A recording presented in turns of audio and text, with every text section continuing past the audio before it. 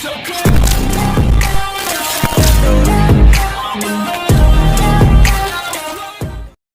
Everyone, I am Hanumat Singh Lodhi and welcome to my YouTube channel. दोस्तों, आज हम जैक के बारे में जानेंगे कि कैसे लॉ ग्रेजुएट स्टूडेंट हैं जैक के जरिए अपना करियर आर्मी में बना सकते हैं। और यह एक बहुत ही अच्छी पोस्ट होती है।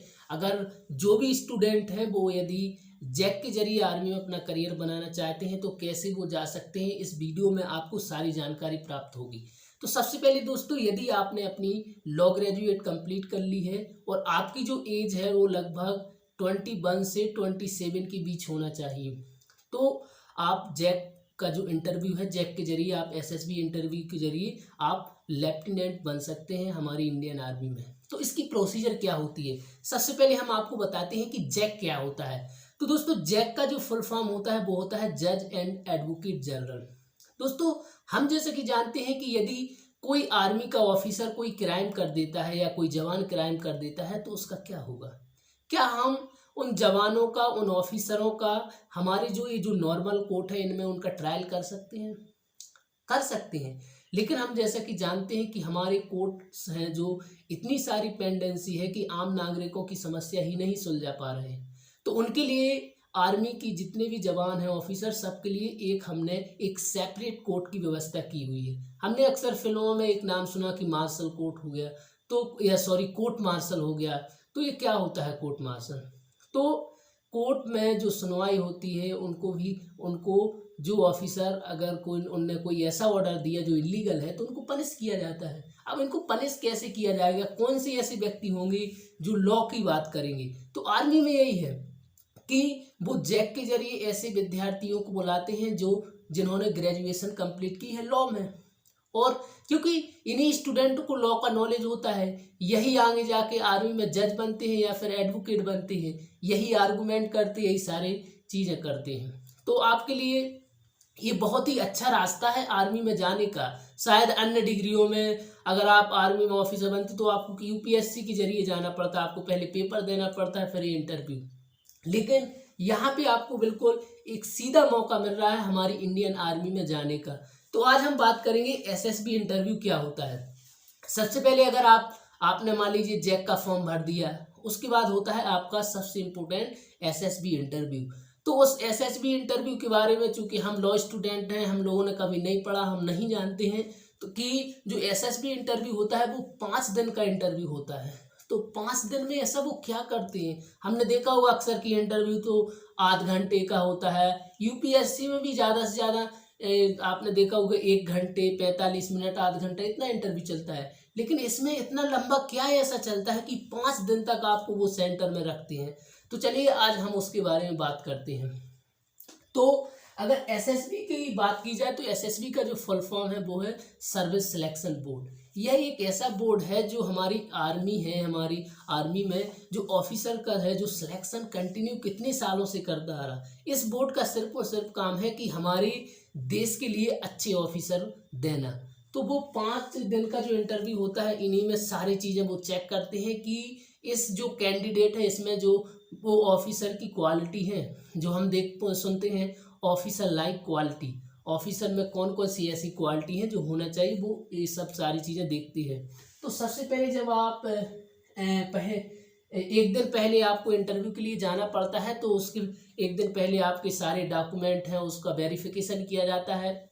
सारे आपके जो ओरिजिनल डॉक्यूमेंट है वो चेक किए जाते हैं। उसके बाद आपको एक चेस्ट नंबर दिया जाता है और आप फिर वहाँ अंदर सेंटर में जाते हैं। और फिर दूसरे दिन आपके जो इंटरव्यू है वो शुरू होता है। तो पहले दिन क्या होता है, पहले दिन फर्स्ट डे जो होता है वो होता है स्क्रीनिंग।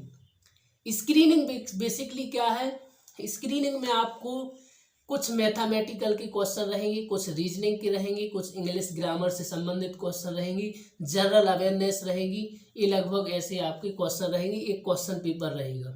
और उसी दिन जो दूसरा टेस्ट होता है वो होता है PPNDT, मतलब picture perception and description test.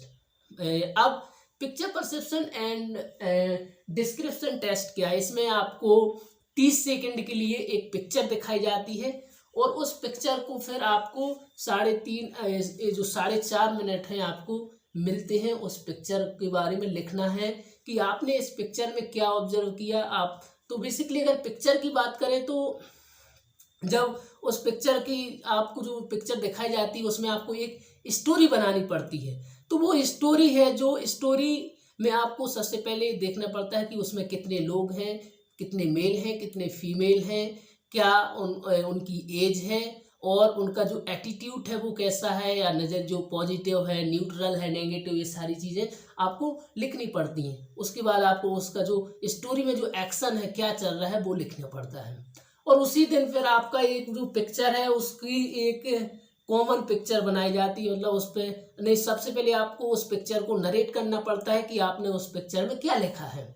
उसके बाद 10 से 15 स्टूडेंटों का एक ग्रुप बनाया जाएगा और उस ग्रुप में आपको अपनी पिक्चर बताना है और फिर सारे कैंडिडेट्स को मिलके एक कॉमन स्टोरी बनाना है।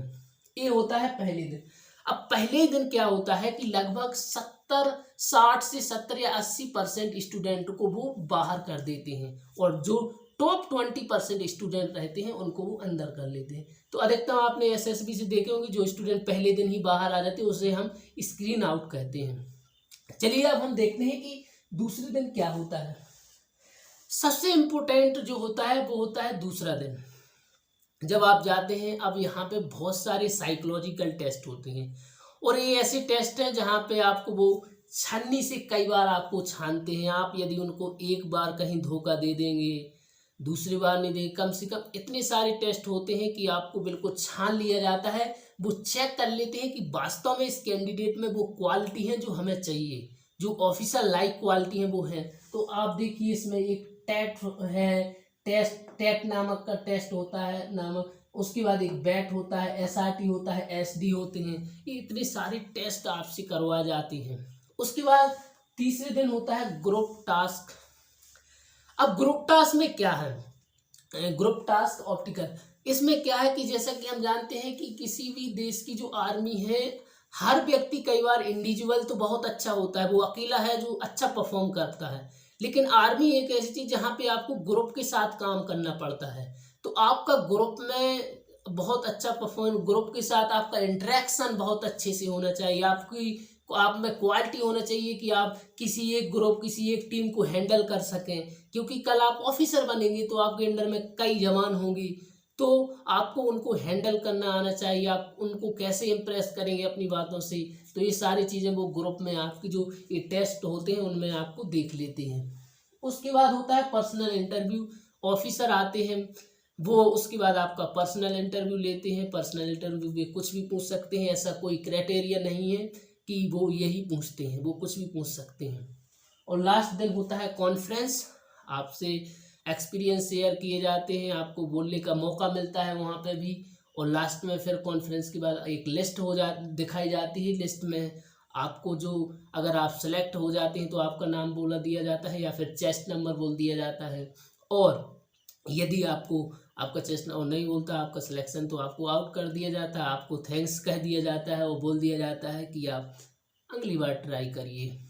तो ये सारी चीज़ें जैक के बारे में मैंने आपको बताया। यदि दोस्तों आप अपना करियर बनाना चाहते हैं, वास्तव में वैसे तो लॉ में बहुत सारे करियर हैं, लेकिन आप वास्तव में कुछ अलग करना चाहते हैं, अपने देश की सेवा करना चाहते हैं, तो ये बेस्ट ऑप्शन है आपका इंडियन आर्मी में जाने का। और आप ज़रूर एक बार आप ट्राई ज़रूर करें। दोस्तों आपको यह वीडियो कैसा लगा आप मुझे कमेंट में ज़रूर बताएं, और आप इस वीडियो को प्लीज़ शेयर ज़रूर कर दें और लाइक और कमेंट ज़रूर करें। Thank you everybody.